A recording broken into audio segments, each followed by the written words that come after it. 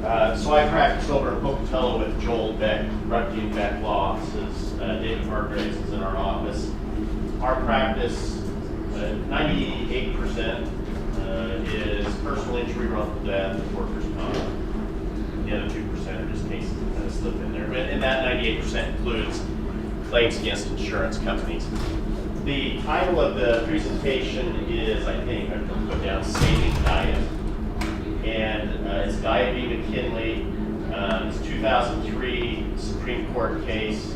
I think just about everybody in here is fairly familiar with the case, but to the extent you're not, let me just explain, give you an overview of why Diet v. McKinley is important, and then we'll kind of get into details, and I'll explain why I'm up here.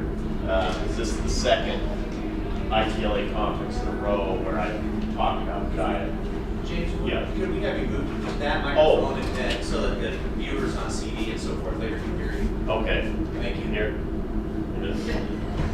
Okay, so Diet v. McKinley, the short answer to why saving Diet v. McKinley is important is because in the majority of the personal injury cases, wrongful death cases that we try, if we lose the principles that are espoused in Diet, it will reduce significantly the value of the jury verdicts that come out of our personal injury cases. And if jury verdicts for personal injury cases start to drop, you will see a corresponding drop in what adjusters are willing to offer for personal injury cases. We have, I think I've lost track, but I think there's 5 district court decisions right now out there that have expressed written opinions on the evidentiary issue that's at the heart of Diet. Again, we'll talk about that in a second. Basically saying Diet is no longer good law. As a result of that, we've already started in our office, and I bet I'm not alone, we've started getting offers from insurance companies that are well below what we feel they should be given what the invoice meds are. And it's because they think Diet is on its way out until they're told differently. They're going to treat it like it's dead. So let's talk about Diet.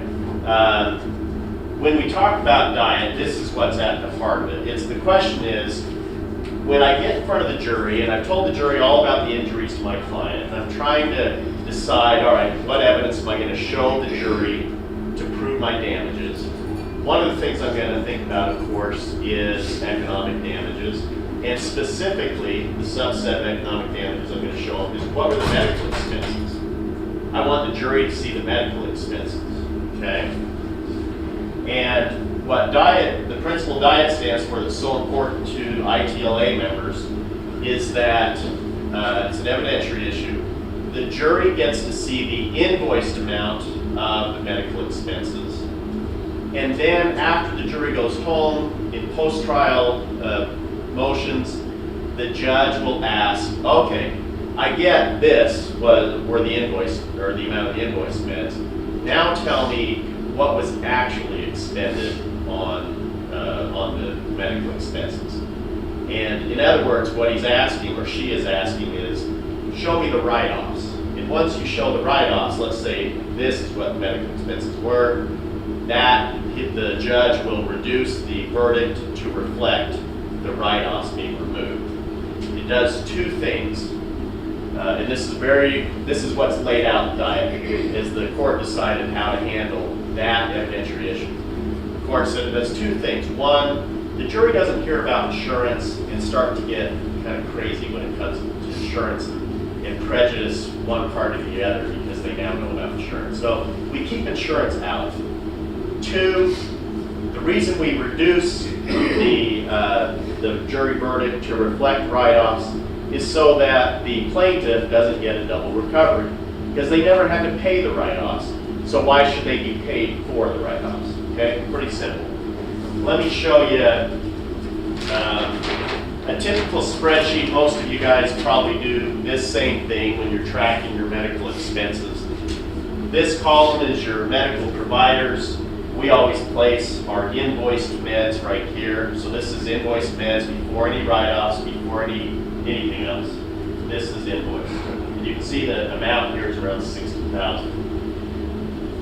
This, typically the next thing we'll show is any med pay payments from automobile insurance, which is what this is. It's 5,000 total, and you can see what bills the med pay paid off of.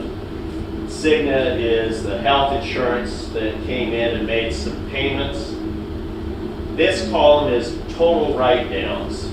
Now, there weren't any write-downs, it appears, from Liberty Mutual med pay, because they had 5,000, they paid 5,000. So clearly, these write-downs of 29,000 were from the health insurance carrier. From that contract between the health insurance carrier and the provider, there was an agreement that the health care provider would reduce or write down the bills by this amount. Okay, you can see where those write-downs came. And then client sometimes makes payments, so we track those. And then sometimes there's an outstanding balance that the client still owes.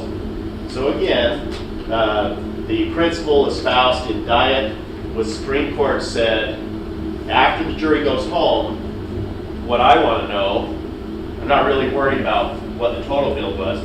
I want to know how much did Liberty Mutual pay, because, why do they want to know that? Has to be paid back, right? It's a subrogation claim. So the judge wants to know that because they know the client has to pay it back. The judge wants to know, okay, health insurance, how much they pay, wants to know that because they have to pay it back. And they're going to want to know client payments and outstanding balances. A shorter way of saying that is, show me the total bill, tell me what's written down, and now I know what the economic damages for medical expenses were. All right. But just to be real clear about why this is important to us, when it comes to value of verdicts, this is the IGI instruction. It's a jury verdict form. It's the second page of the jury verdict form on special interrogatories. And we've all seen this. This is where you put the economic damages. And although you could have lost wages or other economic damages, sometimes your case really is just medical expenses and non-economic damages, or your pain, suffering, inconvenience. And we're all of the opinion, and frankly there are a number of cases out there from different jurisdictions other than Idaho that actually recognize that jurors take a look at the economic damages when they decide how much to award you in pain, suffering, and inconvenience. It doesn't happen in every case. I mean, I can make up an example where it probably doesn't matter what your medical expenses were, jurors are going to award your general damages for other reasons. For example, maybe an amputation. The medical expenses to fix the amputation might be pretty minimal, but yet the jury's going to look at the amputation and I'm going to award him a huge amount. It's really not going to bear any relation to the medical expenses. But in most of our cases, we pay careful attention. Well, actually, Jeff told us about a case this morning where it didn't really matter what the economic damages were on his case. He made a decision not even to put up economic damages. But it wouldn't have mattered anyway. You know, even if he put up $5,000, the jury's not going to look at that $5,000 in this case with a child that had been killed and say, oh, 5,000, let's multiply it by 4 or 5. They won't do that. But most of our cases, we all think that's kind of what they do.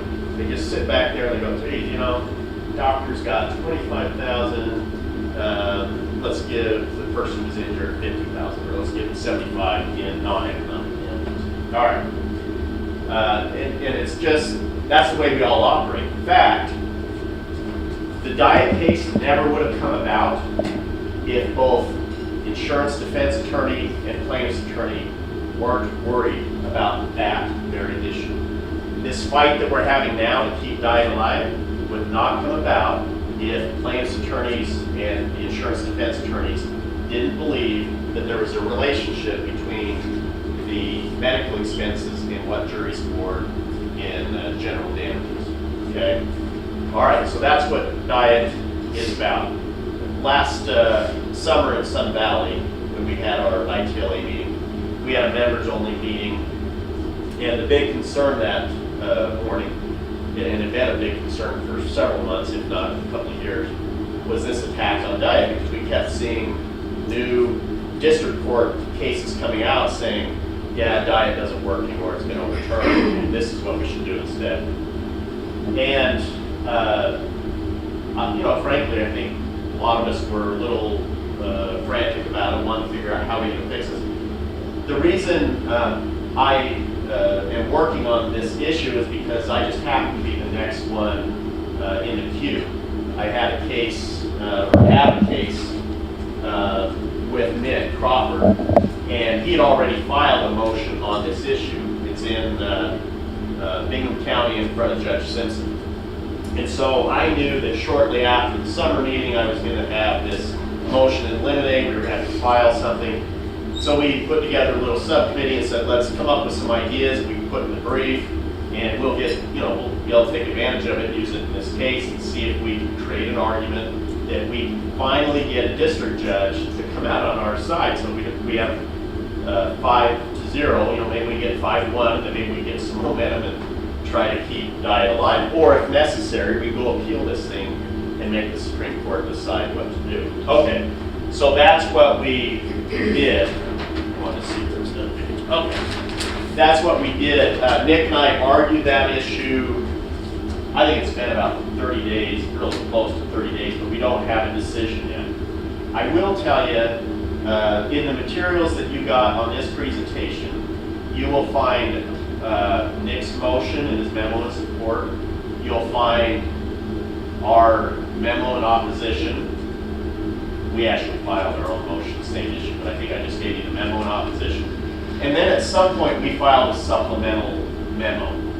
And so you want to read all of them. In addition, what I provide you is, you'll see the jury instruction on damages that says the way we measure damages for economic damages is the reasonable value of necessary medical care received and expended incurred as a result of an injury. It's 6-1606, which is the collateral source statutory rule. We'll talk about that here in a second, but I included the materials. Most importantly, you're going to find 4 Idaho Supreme Court cases. If you end up making this argument, it is absolutely essential that you understand what these cases say and what they don't say, and I'm going to walk you through them. The idea being, anybody here should be able to, with this material, walk the judge through why these 5 district court judges absolutely 100%, I have no doubts, got it wrong. But it'll show you how to do that. And then there's one federal district court case by Judge Dale, where Judge Dale, it's not as clear as I would like it, but when you read it, you can tell she's not convinced by whatever convinced the 4 district court judges. It's a federal case, but she's taken up the exact same issue, and she ends up coming out in favor of keeping Diet alive for the principles of Diet. Okay, so let's walk through it real quick. I've got this camera, and I'm going to try to use it to show you parts so you can read the case law with me. If it gets cumbersome, I'll just forget it. We can move through stuff quickly because 5 o'clock is coming soon. I'm sure people are ready to go. Let's start with Diet. There are really 2 important ideas in Diet. And I say that, I don't mean important as in both of them have equal importance in the law. You need to understand the 2 issues that become relevant in this Diet discussion. The first one, so what was going on is you had Mike McBride for the plaintiff, Gary Cooper for the defense. And this is what they were arguing over, this exact issue. Should the jury be able to see the full invoice amounts, which is what Mike McBride wanted, or what Gary Cooper wanted was, no, the jury shouldn't see the write-downs at all. They shouldn't even know about write-downs, so they should see invoice amounts minus write-downs, essentially. And that was the issue they took up.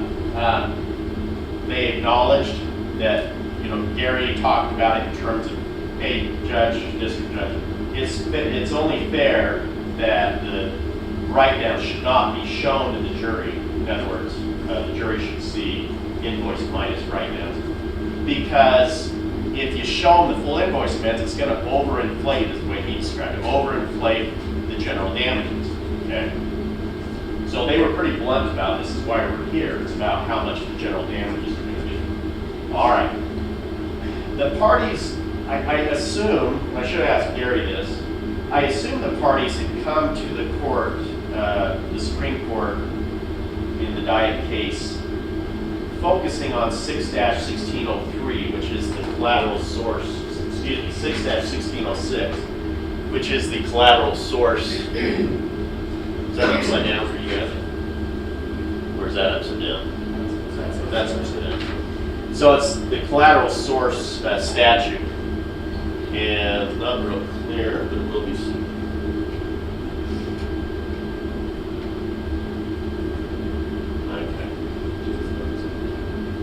Maybe it won't. I think I have it set for the cases. The collateral source statute, a lot of states start passing collateral source statutes. And what it says is if you have collateral sources, we're not going to show them to the jury, but they will be shown to the judge post jury verdict. And so the parties must have come to that case thinking, yeah, the collateral source statute is, we have to decide whether these write-downs apply to the collateral source statute. But at the beginning of Diet, both parties agree that the Medicare write-off is not a collateral source under Idaho Code Section 6-1606. All right. So they're both in agreement 6-1606 doesn't even apply to these write-offs. Nevertheless, in beginning the case, the Supreme Court started out with just, that standard precatory language. Hey, we're about to review a statute here in this case, so let us tell you the rules that we use for statutory interpretation. And it's the typical stuff. The interpretation of statute is an issue of law over which this court exercises free review. And there's 4 or 5 lines with citation. And then you get to the bottom. The plain meaning of a statute will prevail unless clearly expressed legislative intent is contrary or plain meaning leads to observed results. Okay? So that's the first piece of Diet that you need to keep in mind. There's this language that says, if the legislature drafts a law, which when you read it in its plain language results in something absurd, the Supreme Court will go and fix it for the Supreme Court, or excuse me, for the legislature. Okay, that's the first piece. Then the court goes on and it analyzes 6-1606. And in doing so, it's really, I think it's clear. It says, 6-1606, just like the party said, just doesn't apply to write-offs. They are not collateral sources. Okay? And that's really important. They are saying 6-1606 is inapplicable. They go on to say, but you know what? Even though the legislature didn't ever tell us what to do with write-offs, we kind of think that if they did, they would follow the principles outlined in 6-1606 for how they do handle collateral sources. And what we mean by that is a write-off, it shows that there's insurance. We think that the legislature probably wouldn't want the jury to hear about insurance because it can work can create problems in the case for the jury to hear about that. And we think that that we can fix any double recoveries by just having the judge hear about it post-trial and then reduce the jury verdict to reflect the write-offs. Okay? So that's the second principle. First one is that precatory language about observed results. The second one is really the meat of Diet. It's what Diet really stands for, which is when it comes to write-offs, we're not going to show them to the jury, but post-trial, to make sure that the plaintiff doesn't get no recovery, we'll reduce the verdict. Okay. The next case that comes up is the Slack case. And this case was argued by John.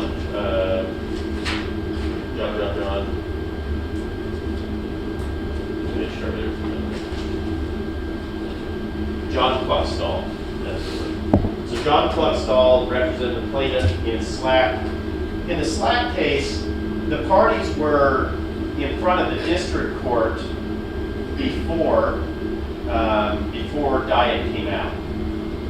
And so the district court did not have the benefit of diet in ruling on the exact same issue that was brought up in diet. In other words, in Slack, what John Cluxtall was arguing was the same thing that Gary and Mike McBride were.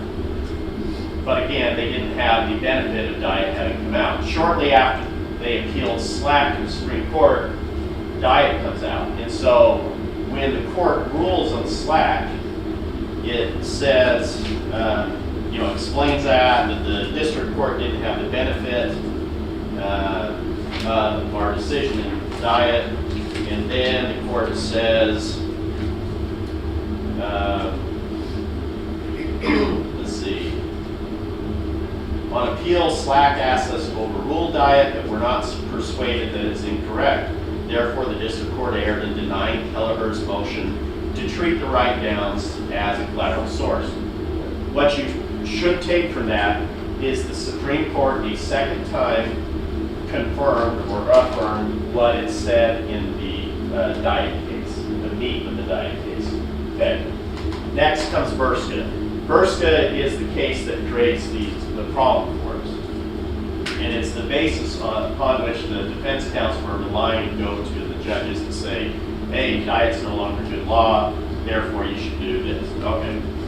Burska, it's Dr. Burska. It's an interesting case because it's Dr. Burska. He'd been denied privileges at a hospital as a result of two employees at the hospital having done a peer review, and then they use the information from peer review to deny him, he thinks, Dr. Burska thinks, privileges. And so Burska's attorneys say, hey, show us what's in the peer review so that we can put our case together and come after you guys. And the hospital says, no, information in peer reviews are privileged, you don't get to see anything. And Burska says, well, yeah, I know, but the intent of the peer review is to stick it to patients, not to doctors. So I'm a doctor, be absurd to read the language of the peer review statute to keep me as a doctor from seeing what they decided in this peer review. So show it to me. And on appeal, the Dr. Burska's attorneys go further, and they say to the Supreme Court, hey, we're serious about this absurd result language. This would be absurd for the plain language of the peer review statute to be read in such a way that it keeps Dr. Burska from being able to see the results of it. We all know that was designed for med-mal cases, not for this situation. And here are some cases where you have said that if the plain language of a statute can be read in a way that has an absurd result, you can fix it. Or if you can go back to the legislative intent language, which is not part of the statute, if you can go to legislative intent and see that it was intended to apply in med-mal cases, not this situation, you have to fix the statute and make it work. And the Supreme Court said, yes, you're right. We have said that in the past. In fact, we've said it a lot. And they list this paragraph right here. By the way, in these cases that I scanned, they're highlighted so you can see these different pages and see what I was highlighting. They list all these cases. These are cases, let's see, we have recited the language from the Willie's Jeep case or similar language numerous times, usually without even addressing whether we consider the unambiguous statute observed as written. In other words, they started actually on the previous case or previous page, and they said, the Willie's Jeep court began its analysis by stating the most fundamental premise underlying judicial review of the legislature's enactments is that unless the result is palpably absurd, the courts must assume that the legislature meant what it said. Okay? So that's where they first mentioned the language, is Willie's Jeep, and they said it in a weird way, but it kind of said, if it's absurd, we may do something different. But short of that, then we're sticking with the plain language. Then the Supreme Court says, when we said that in Willie's Jeep, we simply made a misstatement. Then they come here and they say, yeah, we recited the language from the Willie's Jeep case or similar language numerous times, usually without even addressing whether we considered the unambiguous statute absurd as written. And then they list all the cases where they use that absurd language. There's Diet v. McKinnon. about 2/3 of the way through the string site. Okay? But Diet v. McKinley is clearly one that used the absurd language phrase, and the Supreme Court is saying we shouldn't have done it. Then they say, now in several cases we've responded to arguments that the wording of an unambiguous statute would produce an absurd result, but we have never agreed with that argument. We've never revised or voided an unambiguous statute on the ground that it is patently absurd or would produce absurd results when construed as written, and we don't have the authority to do so. The public policy of legislative enactments cannot be questioned by the courts and avoided simply because the courts might not agree with the public policy so announced. They go on to say, if you have the plain language of a statute and it results in something absurd, we're not fixing it. That's the legislature that goes back and fixes it. We will interpret it absurdly. That is the law. So that meant that every case that had ever used the absurd language, they were disavowing, okay, which includes Diet. Which is why, when you go to Diet, it has, this is Westlaw, I don't know about Lexis, it has a red flag next to it, and it says, abrogated by Burska v. St. Alphonsus Regional Medical Center. Okay. We'll come back to the meaning of that red flag in a second.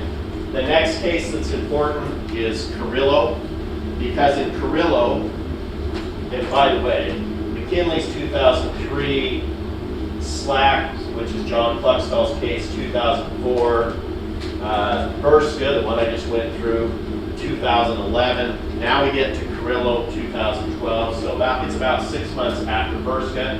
The Supreme Court is citing Diet. Okay? It's citing Diet, and it cites it multiple times. It doesn't get into the meat of Diet, but it cites Diet. It's citing Diet and making it clear that it still thinks Diet is good law. Keep in mind, Diet now has a red flag because of the Burska, but Supreme Court apparently doesn't pay attention to Westlaw's red flags because they think it's good law. You'll see these highlights here. It's where they're talking about Diet. We held in Diet that a suffragee's enforcement or non-enforcement of subrogation interest is irrelevant because mere existence of a subrogation right renders benefits recoverable. It goes on and on. There's some good footnotes where they're citing Diet. You just got to read Carrillo, and when you're done, you're like, oh yeah, they still think Diet's good law. Okay. The last case is Joseph v.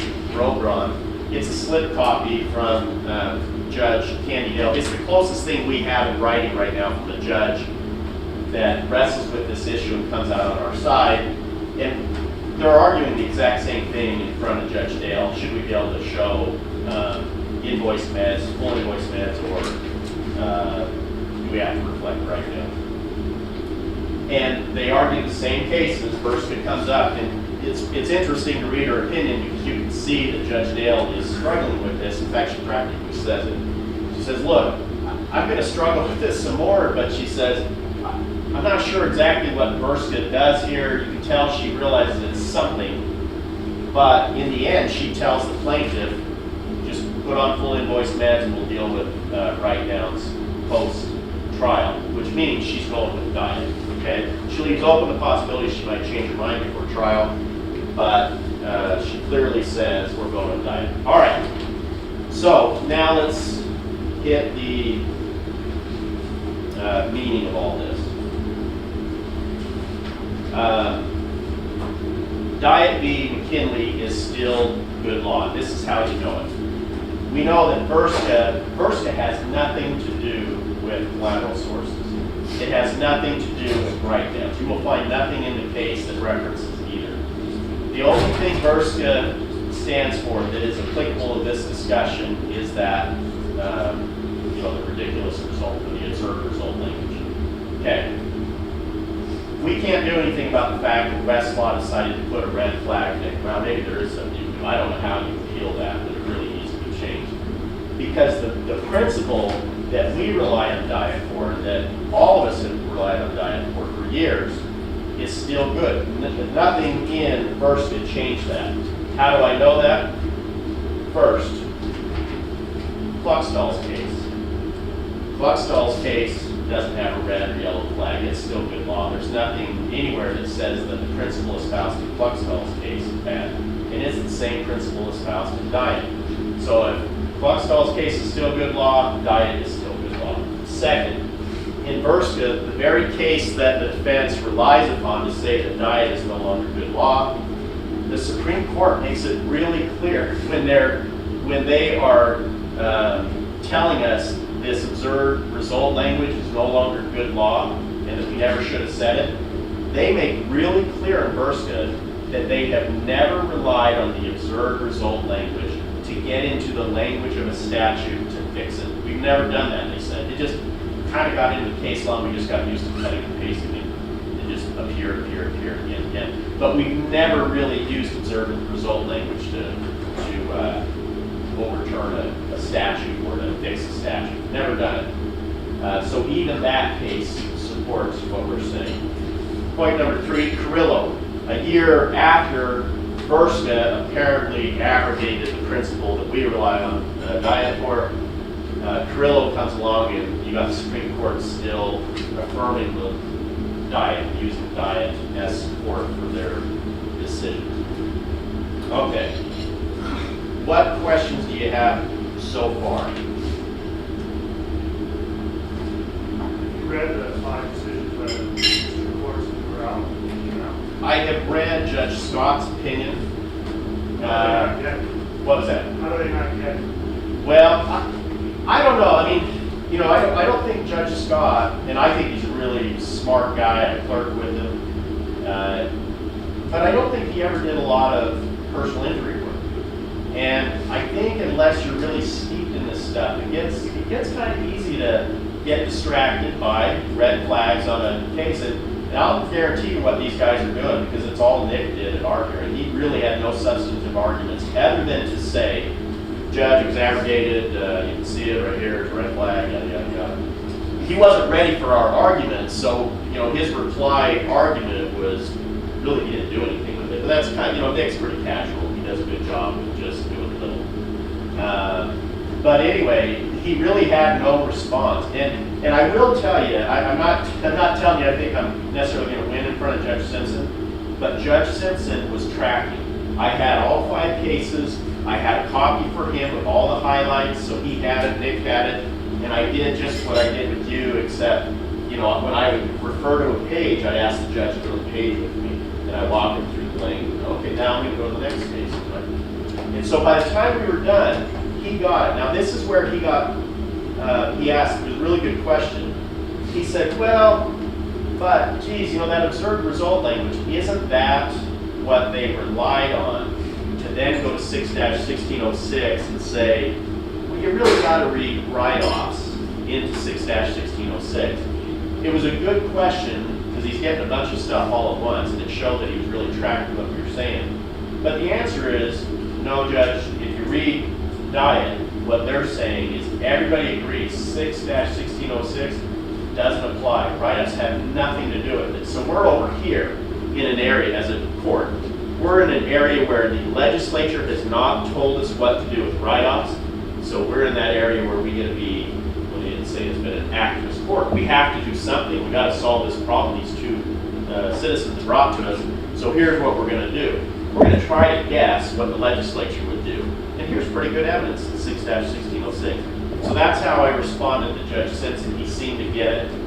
I really worry that what's happening here is 1 or 2 judges issued these opinions, and the subsequent ones were more enamored with red flag and the fact that 2 previous judges had issued an opinion, and now they issue one. Now you got 3, and so it becomes momentum. And they're all afraid to tell each other we can't do that. But I'm telling you, they are absolutely wrong, and this flies in the face of stare decisis. I mean, I can't believe that they're not seeing it. They're telling the Supreme Court Diet is, you know, it's time to change Diet, and they can't do that. I think the Supreme Court would be pretty pissed at it. But the there are some other issues we have to worry about, which is, okay, now we have, Obamacare. And so there are some other considerations. But if you're looking at it from just a purely, legal analysis, those judges are 100% dead wrong. Okay. The supplemental brief that we filed, the reason we put that in is we wanted to put all these public policy kind of arguments into it. But you really shouldn't have to get there, because when you're arguing this in front of your judge, the answer is diet's still good law. Stare decisis is applicable here, and so that's the end of the discussion. But if you want to go further, let's go further. And the public policy arguments, let me just run through them real quick. Here's one. Judge Simpson didn't buy it, and for good reason. We made the argument. Does anybody know what we used to do with collateral sources? How they were treated evidentiarily? They didn't come in. So here's what would happen. The jury would see full invoice meds, and the jury would say $100,000 in medical expenses. Yep, we award $100,000. And then the jury would go home, and if insurance paid for $50,000 and $50,000 was written off, who got to keep the $50,000 that was written off? Plaintiff. That's the way the collateral source rule works in common law. And so when you see 6-1606, our statute, the same type of statute a lot of other states pass, it was just saying we don't like the common law, and so this is the way we're going to handle this situation. Post-trial, we're going to make sure you don't get a double recovery. Well, under the common law, we didn't care about double recovery. So our first argument was, Judge, if you're going to say that diet is no longer good law, then let's go back to kind of these common law principles. Now, Judge Simpson said, but I thought you said write-offs are not collateral sources, so why would I go back to the common law and collateral sources? Good point. But it was an argument, and I was hoping it would kind of confuse him, and it didn't. Full invoice. So the second argument, the full invoiced amount of medical expenses reflect the reasonable value of necessary medical care. That's the jury instruction. Okay? So why should the jury be able to see the full invoiced amount of medical expenses? Because that is good evidence as to what the value of those medical expenses are. I get that insurance companies come in and negotiate something different, but if you talk to a doctor about what the value of that medical treatment is, it's this, it's not this. So there's a reason. The next one, full invoiced amount of medical expenses reflects the nature and the severity of injuries and medical treatment, and thus general damages. If you have a client who gets 1 year of treatment, they're in the doctor all the time, it screws up their life, the treatment is painful, it's severe, puts them in the hospital 2-3 times in that 1 year, and then you put on those expenses and it shows $20,000 because there was $60,000 in write-offs. The jury's going to look at that 20, they're going to listen to your testimony and general damages, and it's not going to compute for them. So, but if the jury heard it was $80,000 and there was all this pain and suffering and inconvenience, it'll make sense to them. Number 4, future medical care costs. This one is, this one becomes a problem because of Obamacare, but let's say the jury, again, these are all arguments as to why we shouldn't get rid of diet, the principle of diet. If the jury hears, if the jury gets to see post write-down amounts, so $100,000 worth of medical expenses, but the jury doesn't get to hear that, what they hear is that after insurance paid, it was really only $40,000. Okay, so the jury hears $40,000 to get 3-level fusion, to do this, to do that, and the other. All right. But then you find out, part of your testimony is that the client is going to need a neck fusion, same type of operation, same treatment. This was 40, but when your doctor gets on the stand, he says, well, yeah, that's going to cost $80,000. And the jury's going to hear that, and they're going to say, well, it's the same treatment as this, it only costs $40,000. What do you mean it's going to cost $80,000? Well, obviously what's going on is the doctor is telling you, oh, I don't know if he's going to have that insurance right here. So I'm telling you what the invoice amount is. It's $80,000. that creates problems, because now you got a jury going, well, what's going on here? Is this doctor lying to me? Is the plaintiff lying to me? Who's lying to me? Because this doesn't make sense. Anyway, that's an issue, can be an issue. Bad public policy. 3 people in a car, triplets, male, obviously same age. They get in a wreck, same injuries, and have the same medical procedures done. Invoice for each of them, $100,000, okay? Same amount of treatment. One of them has no insurance, one has Medicaid, one has Blue Cross. Whose general damages are gonna look the best? Who's gonna get the most money for their general damages? The one with no insurance, the guy who is doing the least responsible thing from a societal perspective, is gonna get the most money in general damages. Who is going to get the lowest general damages? The person on Medicaid, somebody who's poor, or somebody who's on Medicare, the older, in this case, they're all the same age. Medicare or Medicaid. So if we get rid of diet, this is kind of what we're setting up, is that if you're poor or old, because you get the best write-offs, you're going to get the worst in general damages. If you're uninsured, you're going to get the best. It makes no sense. And I always like twisting Gary Cooper's language because it was a good line. He said, by showing full invoice meds, you're artificially inflating general damages. Well, the way we should talk about it is we're deflating general damages by showing write-offs. You're deflating general damages. Here's what I think. The principle, by the way, behind the collateral source rule, common law collateral source rule, which is the plaintiff gets to keep all the money. The principal is espoused. This is a great opinion slip copy from Judge Dale. She has a footnote at the back where she describes it, but basically she says collateral source rule is a rule that allows the plaintiff to collect damages for medical and hospital care from the defendant, even if he has insurance to cover them. The Court of Appeals for the Ninth Circuit, talking about this rule, says it embodies the venerable concept that a person who has invested years of insurance premiums to assure his medical care should receive the benefits of his thrift. The tortfeasor should not garner the benefits of his victim's providence. In other words, this is still part of the case. In other words, the defendant should not be able to avoid payment of full compensation for the injury inflicted because the plaintiff provided himself with insurance. So that would be another point. Inconsistency in jury awards. If we are going to get rid of diet so that what you get is general damages, therefore what you get as a jury award is dictated by what type of insurance you had or whether you have insurance, it's going to be all over the place, and it makes it really difficult if you're in our shoes to advise our clients.